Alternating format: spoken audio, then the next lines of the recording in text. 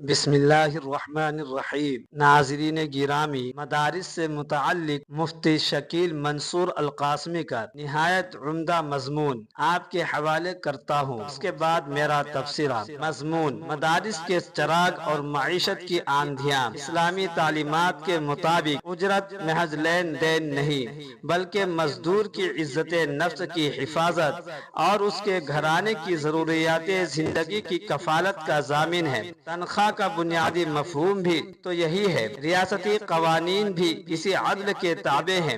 ہندوستان کی عدالت عظمیٰ نے 31 اکتوبر 2018 کو مزدوروں کے لیے کم از کم اجرت مقرر کی۔ غیر تربیت یافتہ یومیہ 538، ماہانہ 14,000 روپے۔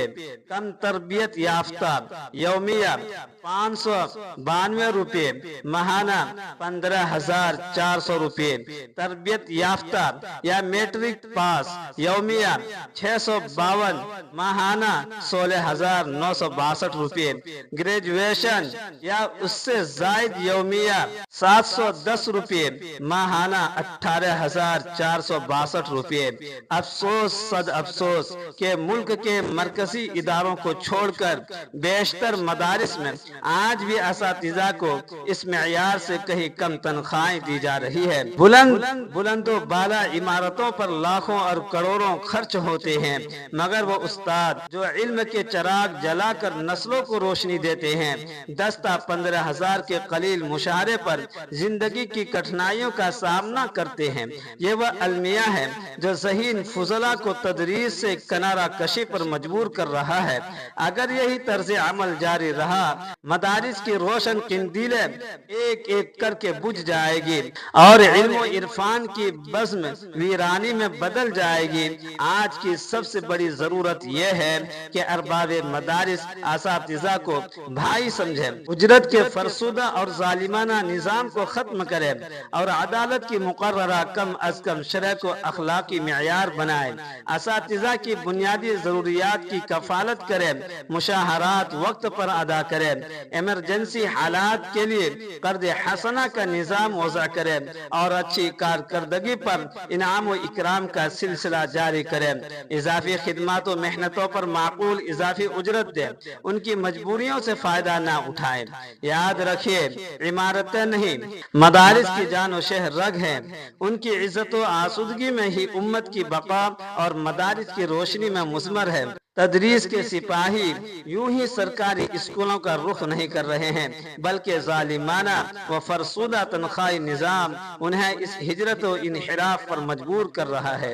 مدارس کو حقیقی معنوں میں اگر زندہ رکھنا ہے تو سب سے پہلے اساتذہ کے دلوں کو زندہ رکھنا ہوگا۔ عالی شان عمارتیں مدارس کو وقار نہیں دیتی، بلکہ وہ اساتذہ کرام ہی ہے جو ان عمارتوں کو معنی بخشتے ہیں۔ اگر ان کے گھروں کے چولہے بجھ گئے تو مدارس کی روشنی بجھتے دیر نہیں لگے گی۔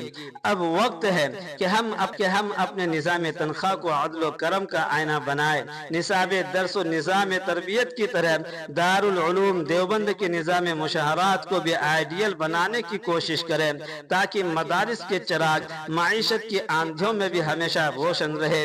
یہ تھے مفتی شکیل منصور القاسمی کا مضمون۔ حضرت بہت ہی عمدہ اور جامع مضمون لکھا ہے۔ میرا خیال یہی ہے کہ تمام مدارس والوں کو اس مضمون پر عمل کرنا چاہیے، اور حقیقت بھی یہی ہے کہ جتنے بھی مدارس کے اندر اساتذہ پڑھاتے ہیں، بہت سارے مدارس کے اندر جو دیہات کے اندر ہے، وہاں پر 5,000 6,000 زیادہ سے زیادہ 10,000 تنخواہیں ابھی بھی دی جا رہی ہے۔